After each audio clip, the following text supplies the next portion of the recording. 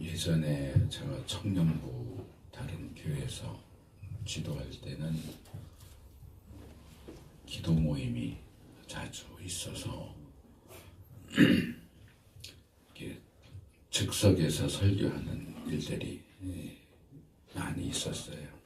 근데 주일 예배, 정해져 있는 주일 예배의 경우는 제가 거의 즉석으로 설교를 하는 경우가 없는데, 오늘은 원래는 주보에 있는 것처럼 공의에 대한 설교가 준비되어 있었고, 그 내용이 미리 준비되어 있었던 것이기 때문에 그냥 바꿀 생각을 못하고 있었는데,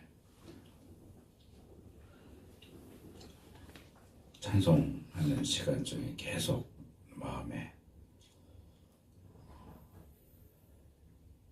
부담이라고 해야 될까, 복잡한 생각이 들어서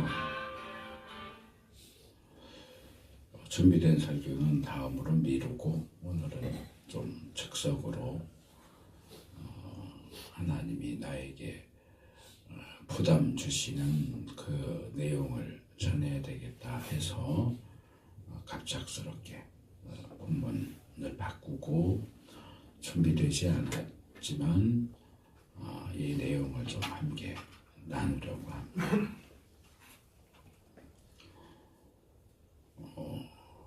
작년 9월, 10월, 9월 정도였던 것 같아요.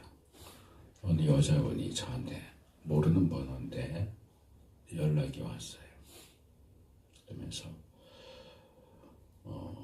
교회 예배 처소를 공유하는 문제와 관련해서 소개를 받았는데 좀 만날 수 있겠느냐.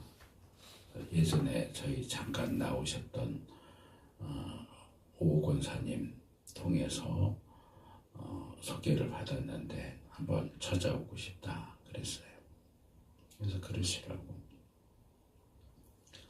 그리고 나서 9월쯤이었을 것 같아요. 제 기억에는 9월쯤에 처음 오 목사님 만났습니다. 오 목사님하고 사모님하고 김 전도사님하고 세 분이 저희 집에 찾아오셨어요.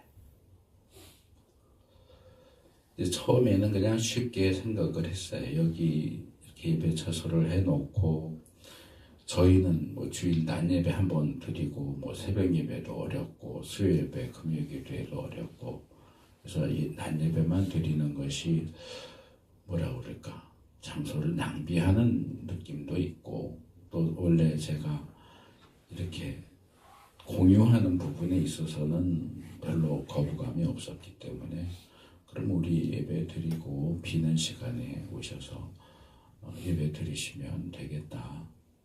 그렇게 이제 하고 얘기를 끝냈습니다. 그리고 이제 중간에 한 번 더 만났는데, 이제 오셔서 성도들하고 상의를 했는데, 예배를 연합으로 드리면 어떻겠느냐. 저는 처음에 잘 이해가 안 갔어요.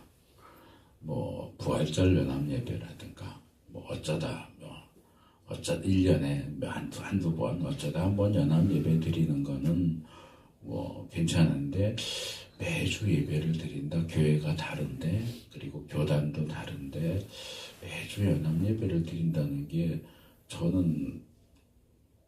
저로서는 상상할 수 없는 상황이었고, 그 이야기를 내가 어떻게 받아들여야 할까, 조금 혼란스럽기도 하고, 그래서 일단은 한 달에 한 번 정도, 11월에 한 번, 12월에 한 번 연합 예배를 드려보고, 그리고 나서 천천히 좀 결정을 합시다. 저희 쪽에서는 다음 해부터 이제 오신다고 하면 1월 달에는 한 달에 2번, 1월, 2월은 한 달에 2번, 3월은 한 달에 3번, 이렇게 해서 점차 횟수를 늘려가면서 반응도 괜찮고 또 우리도 부담 없이 그렇게 할 수 있다고 하면 이제 최종적으로는 매주 연합 예배를 드리는 걸로 합시다. 그렇게 제안을 했어요. 그리고 이제 11월 달에는 제가 설교를 했고 12월 달에는 목사님 설교를 하셨고, 그리고 이제 1월부터는 이제 어떻게 할까를 상의를 하는데, 이제 뭐 이런저런 얘기들이 이제 오가면서 현재 계시고 계시는 거기 예배 처소를 이제 아예 빼고 이제 이쪽으로 오시는 그 얘기도 하고, 뭐 신디사이즈 얘기도 하고, 뭐 이런 의자 얘기도 하고, 이런저런 얘기를 하는 가운데 얘기를 가만히 들어보니까 예신교회 성도들 입장에서는 예배 처소를 공유하는 거는 괜찮은데, 보통 일반적으로 예배 처소를 공유한다고 하면 그 예배 처소의 주인인 교회가 11시에 예배를 드리고, 공유하시는 교회는 이제 본 교회의 예배나 일정이 끝나면 오후에 한 2시나 3시나 이렇게 오셔서 이제 빈 공간을 사용을 하는 방식이 일반적이거든요. 근데 제가 예심교회 성도들의 입장을 좀 생각을 해봤어요. 그러면 또 다들 어디에 거주하시는지는 모르겠는데, 또 예배 처소를 옮기면서 그런 점들까지 다 겹쳐지면 더 어려울 수도 있겠다 하는 생각이 들어서, 그러면은 12월 달 연합 예배 드리고 나서 전체 회의를 합시다. 전체 회의를 해서 우리 성도들도 좋다고 하고 또 예심교회 성도들도 좋다고 하면, 그러면 1월 달부터 매주 연합 예배를 드리는 걸로 하는 게 좋겠습니다. 그렇게 얘기를 했고, 그렇게 진행을 해서 우리가 이제 올해 첫 주부터 매주 연합 예배를 함께 드리게 됐습니다.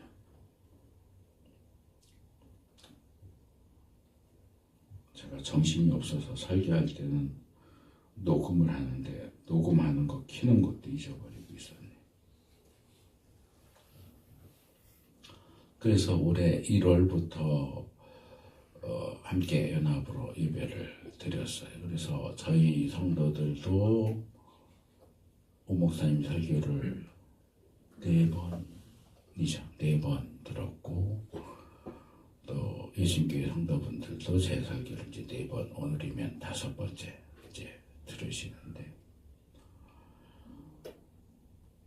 저는 이제 오 목사님 처음 뵀어요. 이 일로 인해서 이제 처음 뵙고, 사실 이제 처음 예배 처소 공유를 위해서 첫 만남을 하고, 저는 개인적으로 고민과 갈등이 많았어요. 목사 개인도 같은 교단이어도 목사가 다르면 성경에 대해서 해석하고 설교하는 게 다를 수 있거든요. 근데 교단이 아예 달라져 버리면 설교하는 것도 성경에 대해서 가르치는 것도 많이 다를 텐데, 이걸 어떻게 하지? 가끔가다 이제 저희 집사람이 어디 이제 밖에 나가서 만난 목사님이 있는데, 좋은 분인데 한번 초대해서 주일날 설교를 맡기면 어떻겠느냐라고 몇 번 그랬던 적이 있어요. 그러면 저는 그 목사님 어디서 신학을 공부하셨냐? 잘 모른대. 그러면 저는 강대상 안 내줬어요. 왜냐하면 저는 담임 목사로서 제가 목회하는 성도들에 대한 책임이 있고, 어떤 신학을 했는지 와서 어떤 설교를 할지 모르는 목사를, 아내는 물론 좋은 분이라고 얘기하는데 그거는 신학적으로 검증된 게 아니기 때문에 저로서는 아무나 강대상을 내줄 수가 없기 때문에 몇 번 이제 거절했던 적도 있고, 근데 오 목사님은 제가 설교를 들어본 적도 없고 교단도 다르고 하기 때문에 좀 제 마음속에 불안한 마음이 있었어요. 이 문제가 될 수도 있을 텐데 했는데, 일단 제가 오 목사님을 몇 차례 이렇게 만나고 대화하면서 처음으로 했던 생각은 참 성품이 좋으시구나,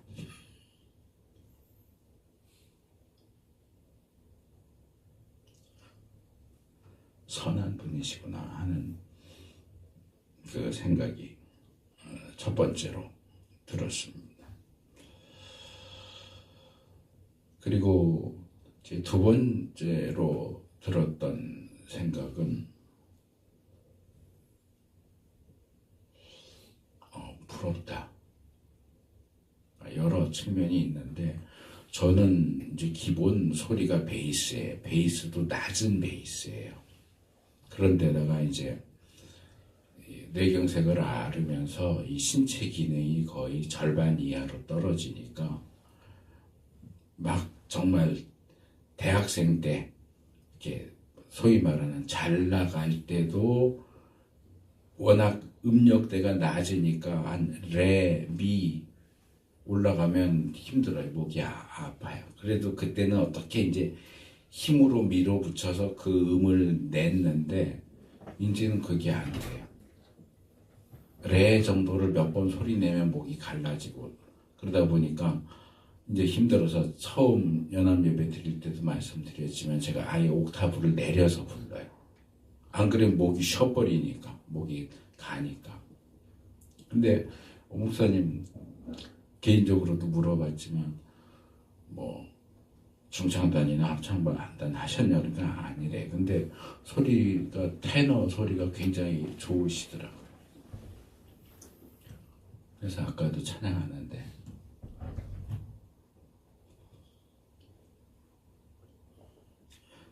꼭 이 자리에서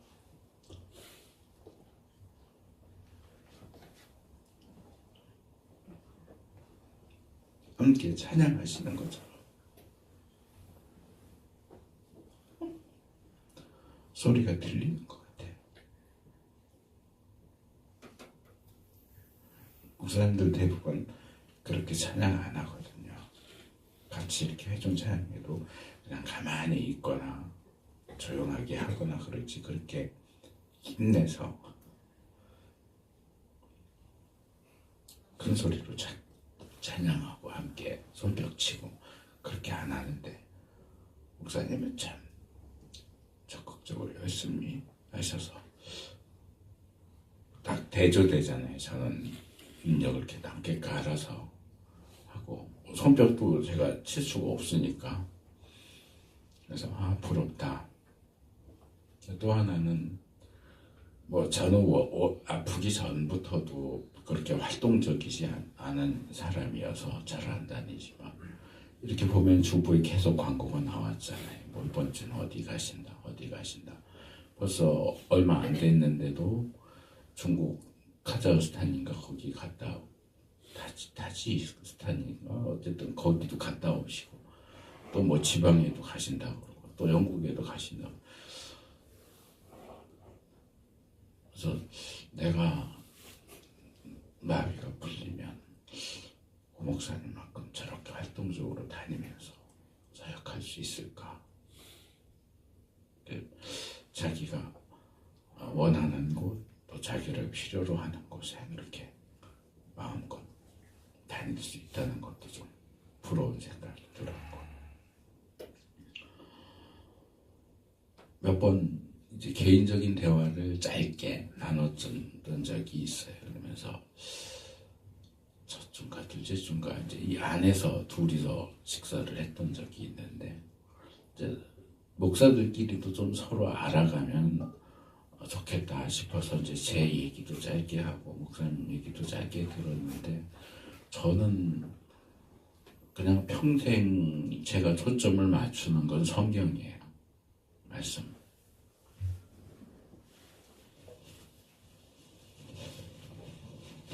근데 오 목사님은 선교 쪽이시더라고요. 대학 때 선교 저는 아예 고등학교 졸업하면서 바로 신학대학원 해서 쭉 계속 신학을 했고, 목사님은 중간에 신학을 하셨다고 기억이 되는데, 선교에 대한 뜻을 갖고 신학을 하게 되었고, 그러다가 이제 북한 선교로. 그래도 처음 그 뜻하셨던 것을 계속 그렇게 해 나가신다는 게 쉽지가 않은데, 그리고 이제 그 선교 사역과 관련해서 느꼈던 거는, 제가 지난 주일 예배 끝나고 이제 그 전주에 미리 얘기는 들었어요.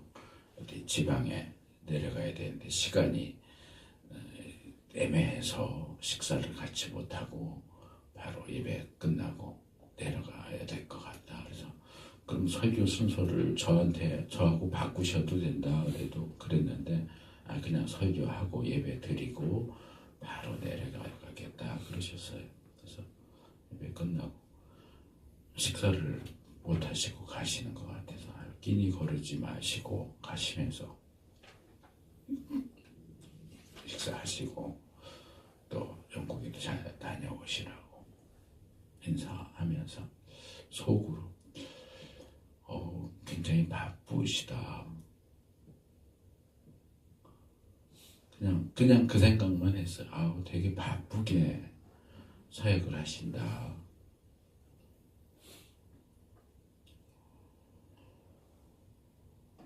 그리고 이제 금요일 날 제가 이제 내과 관련해서 정기 병원 가는 일이 있어서, 그동안은 이제 집사람이 그냥 대신 가서 약만 처방 받아 갖고 왔는데, 이번에는 와서 좀 피 검사를 하자고 해서 오전에 갔다가, 그리고 이제 머리가 너무 길어 갖고 이발하고, 그러고 이제 오후에 들어왔는데 집사람이 카톡 받은 거 없냐고 그래요. 그래서 사모님이 문자를 하셨대요. 그래서 공항에서 쓰러지셨다고.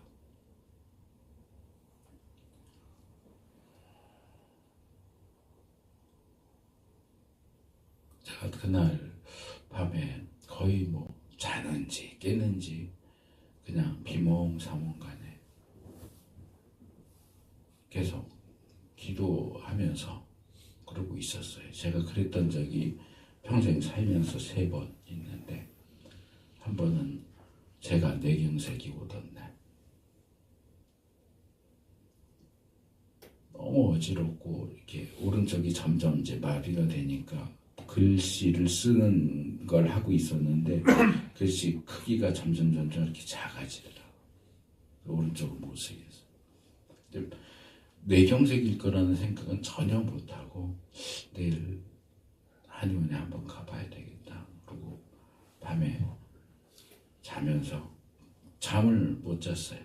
계속 시편 낭독해 놓은 거 틀어놓고 계속 기도하면서 그래 샜던 적이 한 번 있고, 또 한 번은 이제 저희 어머니 돌아가실 때 작년 6월인가 재작년 6월인가 이제 날짜를 기억이 잘 안 나요. 그때도 이제 위급하시다는 소리 듣고 침대에 누워서 찬양 틀어놓고 그냥 비몽사몽 계속 그렇게 기도했었고, 금요일 날도 그 소식을 듣고 계속 자며 깨며 기도했는데, 오전에 집사람이 방에 들어오더니 10시 반인가 목사님 소천되셨다고, 새벽 1시에 돌아가셨다고.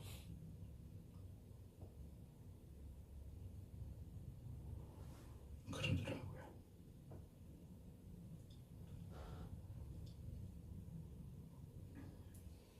많은 생각들이 있었어요. 목사님에 대한 생각도 있었고, 또 목사님 가족들에 대한 생각도 있고, 또 예심 교회는 그럼 앞으로 어떻게 할 거고, 또 연합예배 하는 거는 또 어떻게 앞으로 해야 될까? 어제 저녁에 아내하고 기도하면서도 제가 평소에 가족들한테도 그 얘기를 전혀 안 했었는데 기도하면서 제가 뇌경색이 온 지 이제 9년째 들어서거든요. 죽는 걸 무서워하지는 않는데 뇌경색 오고 한 2, 3개월쯤 있다가 꿈을 꿨는데 정말 기분이 더러운 꿈을 꿨어요. 꿈에 제가 죽었어요. 죽었는데 의식이 있어요. 의식이 있는데 주위에서 화장을 할까 매장을 할까 하고 상의를 하는 거예요. 근데 그게 너무 기분이 너무 나쁘고 공포스러운 거예요. 그래서 사실은 뇌경색이 온 이후로는 몸이 조금 이상하면 불안해요. 머리가 이렇게 어지러우면 또 쓰러지는 거 아닌가. 뇌경색이 한 번 오고 두 번 오고 그러는 경우도 있다고 들었기 때문에 조금 어지러우면 이거 이상한데 그럼 이제 살짝 불안해. 그러면서 나도 이러고 있다가 어느 한순간, 저도 어느 한순간에 뇌경색이 왔거든요. 하루 밤 사이에 마비가 와서 우반신 마비가 되고 그랬으니까 어느 한 사이에 나도 하나님 부르시면 가야 될지 모르겠다 하는 그 생각이 늘 있어요, 마음속에. 낮에는 그래서 바쁘게 뭔가를 하고 이제 밤에 자려고 누우면 그래요. 이런저런 생각 때문에 잠을 깊이 못 들고. 근데 이제 최근에 저희 친척 가운데도 한 분이 이제 암 때문에 투병을 하다가 돌아가셨고, 또 이제 오 목사님 이렇게 가까이 있다가 돌아가시는 경우가 많지 않은데 이게 이제 또 겹쳐지고 하니까 마음이 좀 많이 힘들더라고요. 또 사모님도 얼마나 놀라고 힘드실까 하는 생각도 들고 우리 아드님도 그렇고. 그래서 그 마음이 계속 있었는데 찬양하면서 오늘은 좀 그거 말고 준비했던 설교 말고 다른 거 좀 우리들 마음 가운데 아마 공통적으로 있을 것 같은 그 주제를 좀 말씀을 드려야 되겠다. 아까 저희 사모도 기도하면서 목사님 욥기 3번 설교하신 거 이야기를 했지만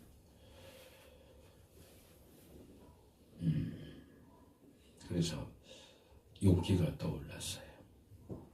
이제 오 목사님도 기본적으로는 다루고 넘어가셨지만 저는 조금 다른 쪽에서 말씀을 좀 드리고 싶은데, 자, 욥이 사탄의 충동에 의해서 고난을 받은 거 다 이야기했고, 욥이 왜 고난을 받아야 되느냐 하는 것에 대해서 욥의 친구들과 욥 사이에 또 엘리후와 이렇게 논쟁을 했던 것도 어느 정도 말씀을 드렸고, 또 마지막에 하나님이 나타나셔서 이 모든 상황이 끝난다 하는 것까지도 이제 오 목사님이 정리를 해주셨어요. 근데 저는 이제 이 특별히 하나님의 발언, 욥기 38장과 39장에 나오는 하나님의 발언에 대해서 좀 말씀을 드리고 싶어요. 하나님이 나타나셨어요. 욥은 계속 했던 얘기가 그거예요. 나라고 해서 전적으로 죄가 없는 사람인 것은 아니다. 죄가 없는 것은 아니다. 그런데 내가 왜 이런 고난을 받아야 되는지를 모르겠다. 난 그것이 알고 싶다. 그런데 하나님은 알려주시지를 않는다. 하나님, 내가 왜 이 고난을 받아야 되는지 좀 알려주세요 하고 아주 강하게 항변을 하거든요. 친구들은 네가 죄가 있으니까, 네가 죄가 있든지 네 자식들이 죄가 있든지 어쨌든 너한테 문제가 있으니까 고난이 왔어 라고 얘기를 하는 거고, 그 긴 욕과 욕 친구들 간의 논쟁은 결국은 그거예요. 친구들은 네가 죄가 있으니까 고난을 당하는 거야. 욕은 내가 죄가 없다고는 말할 수 없지만 이렇게 고난받을 만한 죄를 나는 지은 적이 없다. 나는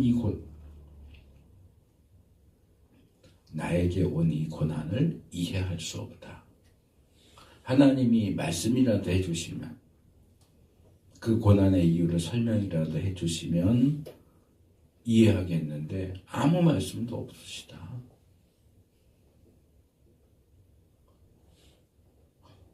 그리고 하나님이 나와서 처음으로 하시는 말씀이 이거예요. 너가 누구이기에 무지하고 헛된 말로 내 지혜를 의심하느냐.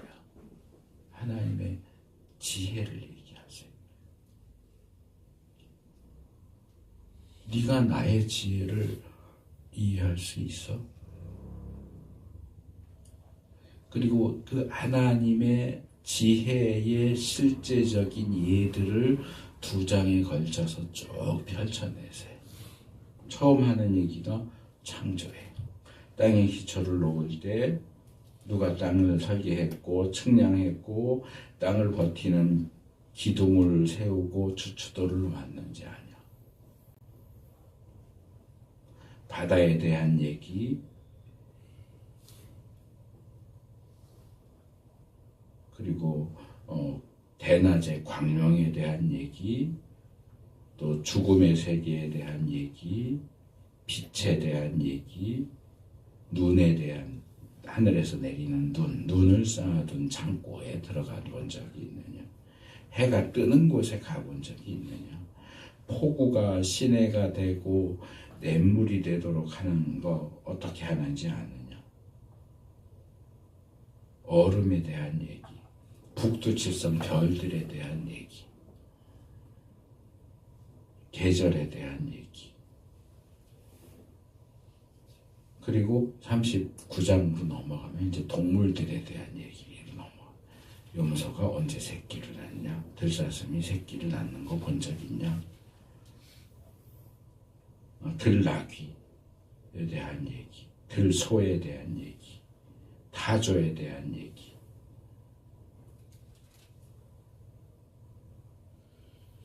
뭐 이런 독수리, 뭐 이런저런 동물 세계, 말하자면 38장은 자연 세계에 대한 얘기, 39장은 동물 세계에 대한 얘기를 하세요.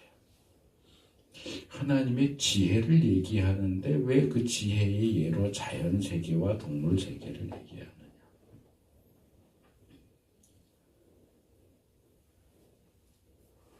저는 이제 장로교니까 이 장로교의 교리 가운데 예정론이라는 게 있어요. 그게 이해가 안 됐어요. 제가 고등학교 때, 고3 때 전도사님한테 박형영 교수가 쓴 칼빈 예정론이라고 하는 책을 조직 진학 교과서로 쓰는 건데 그걸 빌려서 본 적이 있어요. 그 내가 웃기고 있네 그래서 다 읽고, 답이 뭐냐면 나도 모른다 해요. 무슨 신학 박사가 예정론 다루다가 결론이 나도 모르겠다. 그러다 대학교 한 3학년, 4학년 때쯤 드디어 납득을 했어요. 근데 그 과정이 있어요. 아더 핑크가 쓴 하나님의 주권이라는 책이 있어요. 그 책을 보면서 제가 예정론을 납득을 했어요. 이 욥기 38장, 39장이 나오는 내용하고 비슷한 거예요. 아도핑크라는 분이 하나님의 주권, 절대적인 주권에 대해서 얘기하면서 창조에 나타난 하나님의 주권, 자연 세계에 나타난 하나님의 주권. 자,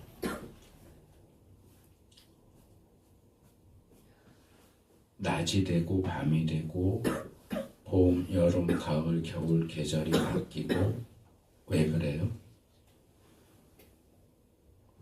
지구가 자전을 하는 데서 생기는데 지구가 똑바로 이렇게 원형이잖아요. 구형인데 똑바로 있는 게 아니고 15도 정도 이렇게 기울어져 있어요.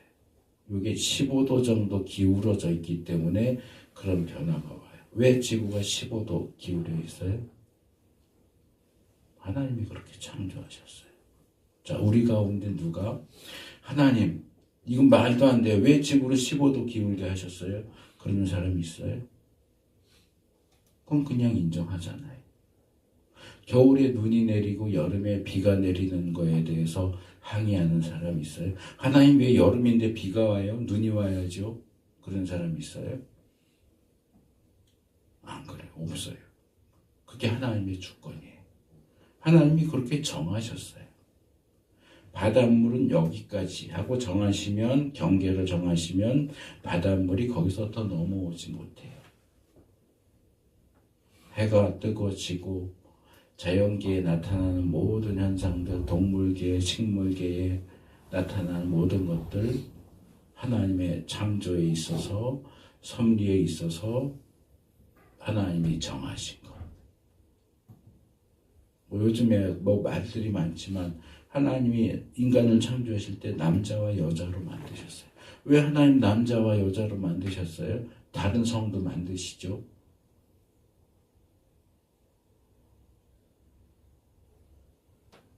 왜 남자와 여자가 부부가 돼서 성관계를 해야 아기가 만들어져요? 남자와 남자가 부부가 돼서 성관계를 하면 왜 아기가 안 만들어져요? 자연적으로 안 만들어지잖아요.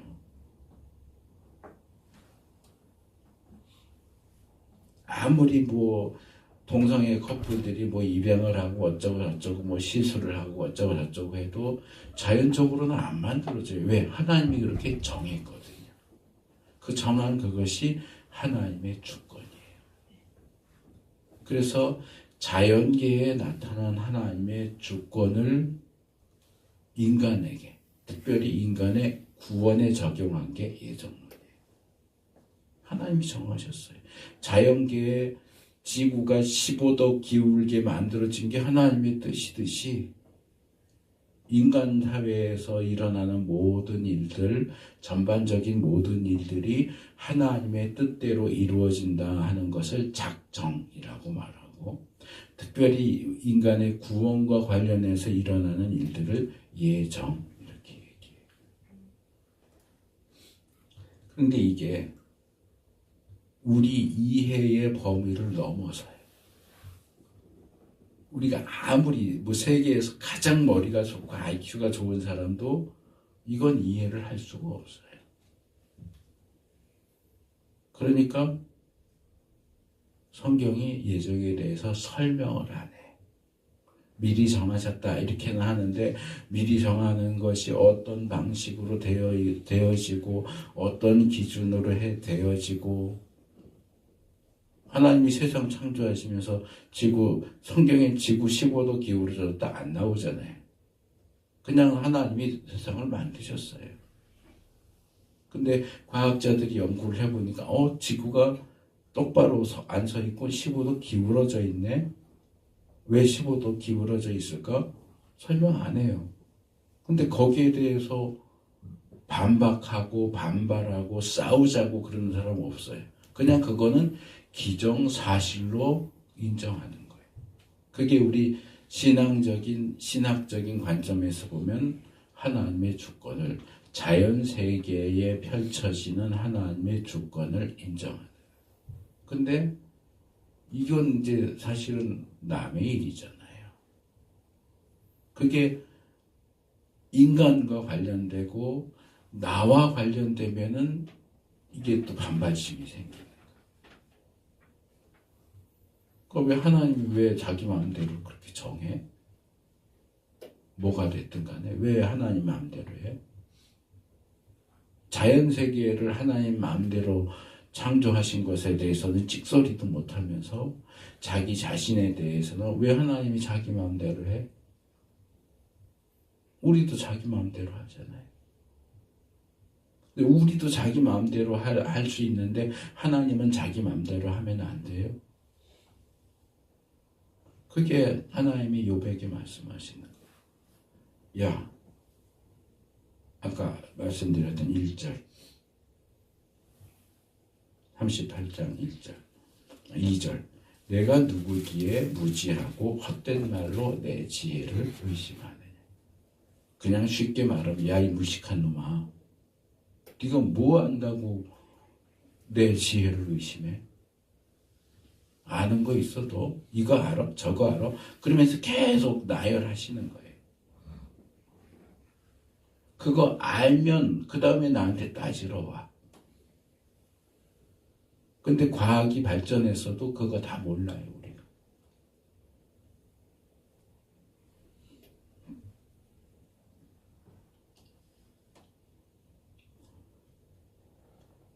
가족의 죽음과 관련해서 이 기독교 안에서 유명한 책 두 권이 있어요. C.S. 루이스는 아마 들어보셨을 거예요. C.S. 루이스가 이 사람은 영국의 영문학자예요. 원래 영문학 교수예요. 그러면서 이제 소설도 쓰고 그런 건데 이 사람은 한 50대 먹을 때까지 결혼을 안 했어요. 그러다가 조이라는 여성을 만나서 늦은 나이에 결혼을 했는데 이 여자가 암인가 뭐 어쨌든 불치병에 걸려서 죽어요. 그러니까 결혼 생활을 한 1년인가 2년인가 밖에 안 해요. 우리가 아내가 죽어요. 그때 자기가 느꼈던 그 감정, 슬픔의 감정을 책으로 썼어요. 해아를 본 슬픔, 이렇게 해서 우리나라 말로 번역돼 나왔어요. 이게 아마 영화로도 만들어진 걸로 알아요. 섀도우랜드라고 해서 그 안토니 호킨슨가가 C.S. 루이스 역으로 해가지고 그 영화로도 만들어졌어요. 그리고 월터 스토프라고 하는 또 대단한 학자가 있는데 이 사람은 아들이 죽었어요. 또 워낙 오래돼갖고 기억이 잘 안 나는데 아마 등반을 하다가 죽었나. 그래서 이 아버지의 책 이름도 정확히 기억이 안 나는데 얇은 책을 이제 그래서 가족의 죽음을 슬퍼하면서 쓴 책이 이제 기독교 안에서 그래도 많이 알려져 있는 책이 두 권이 있는데 제가 아프기 전에 일본에 한 두 번 신학교에 강의하러 간 적이 있는데 거기 목사님 한 분이 있는데 그 목사님도 아들이 죽었어요. 의대생이었다고 했나? 그랬던 것 같은데 이분은 지금도 아마 그럴 것 같은데 자기 아들이 죽은 날 자기 페이스북에 글을 올려요. 매년 아들아 보고 싶다.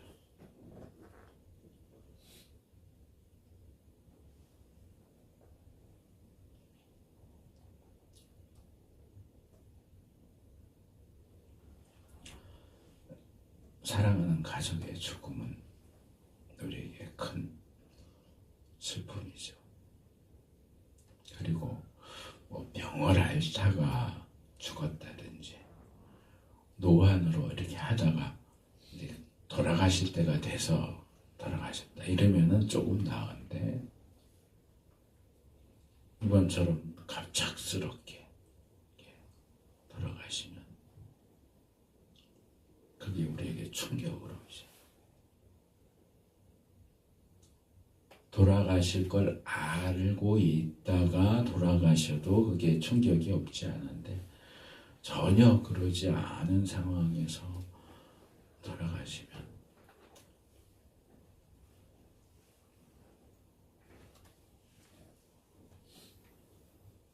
우리 주보에도 선생님이 그렇게 적으셨지만 정말 충성스럽게 정말 부지런하게 바쁘게 사역하시던 분이 전혀 생각지도 못한 상황에서 하나님의 부르심을 받았다. 무슨 해머로 머리를 쾅 내려치는 것 같은. 하나님 왜요? 하나님 왜요? 하나님 어떻게 그럴 수가 있어요? 욥이 하나님을 향해서 하나님 내가 왜 고난 받아야 되는데요? 설명을 좀 해주세요. 근데 38장 39장에서 욥이 왜 고난을 받아야 되는지는 설명을 안 해요. 그냥 하나님의 지혜에 대한 얘기만 해요. 너 이것도 모르는데 그걸 내가 설명하면 네가 알겠냐? 하는 거예요. 더하기 빼기도 못하는데 함수 얘기하면 네가 알아듣겠냐? 알아는 듣겠냐? 그거예요.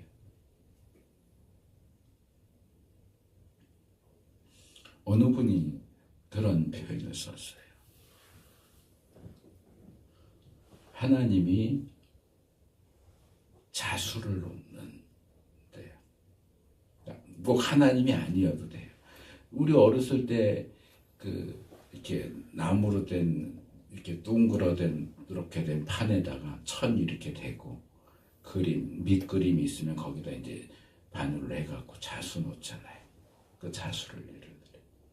자수를 놓는 사람은 그림을 보면서 거기에 색깔 맞춰서 바느질을 하니까 내가 뭘 만들고 있는지를 알아요. 근데 그 자수의 뒷면을 본다고 생각을 해버려요.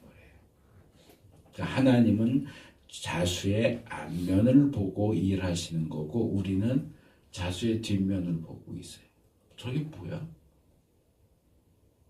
왜 저기에다가 바늘을 꽂고 왜 저기에다 저런 색깔의 실을 꽂아? 이해가 안 되죠.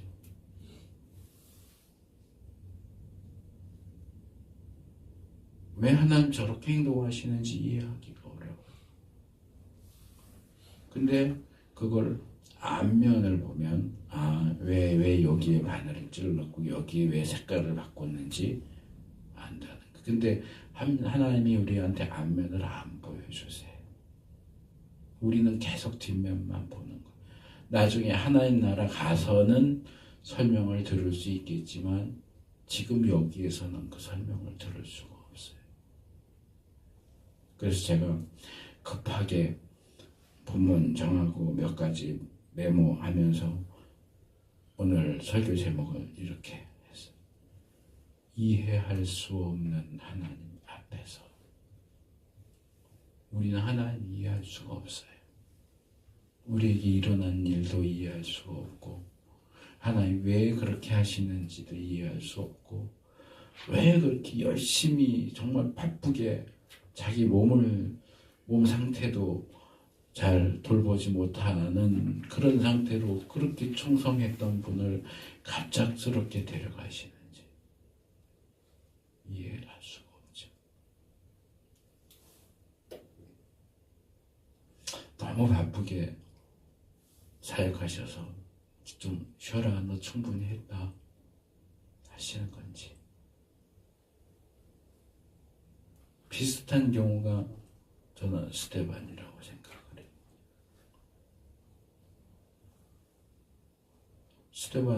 스데반 집사가 빨리 죽어요. 근데 스데반이 죽기 전에 설교하잖아요. 그 설교 보면 이 스데반은 정말 대단한 사람이에요. 저는 그 사람 너무 아까워요. 스데반이 순교하지 않았으면 아마 바울과 쌍벽을 이뤘을 거예요. 세례 요한도 그렇고요. 세례 요한도 빨리 죽잖아요. 왜 하나님이 이런 사람, 이 사람들 하나님도 아까우실 것 같은데 이 사람들 살려서 계속 사역하게 하셨으면 얼마나 좋을까. 근데 하나님이 데려가셨어요. 어떤 분이 그렇게 설명하더라고요.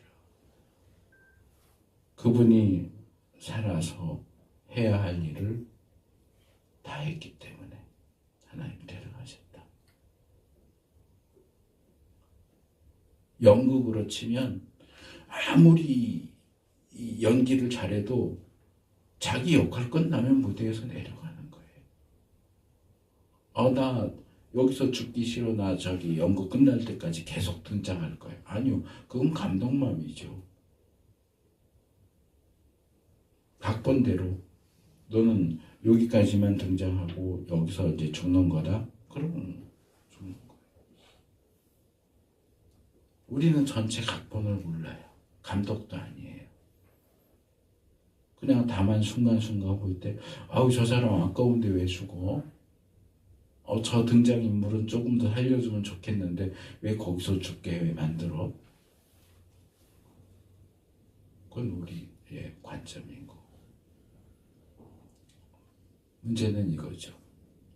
욥기가 우리에게 던져주는 어떤 이슈가 여러 가지가 있지만 제가 몇 년 전에 욥기를 몇 번 설교하면서 그런 제목으로 욥기 설교를 했던 적이 있어요.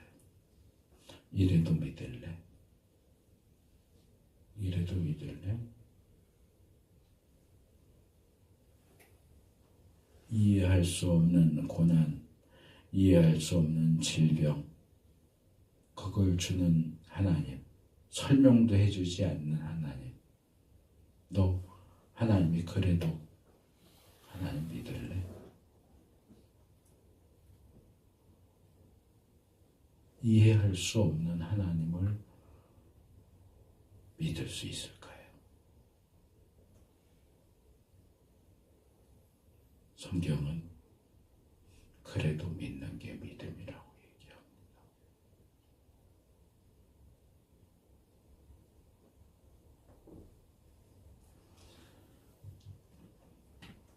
하나님께서 우리에게 이 믿음을 주시기를 축복합니다. 하나님이 제가 이렇게 말씀을 드려도 이해가 당연히 안 될 거예요. 아직도 마음속에 하나님 어떻게 그러실 수가 있냐, 하나님 이해할 수가 없다 하는 그런 마음, 그런 감정이 여전히 남아있겠지만 하나님이 특별히 우리 사모님과 아드님 위로해 주시고 또 의심교회 성도분들 위로해 주시고 이 일이 바울이 말한 것처럼 합력하여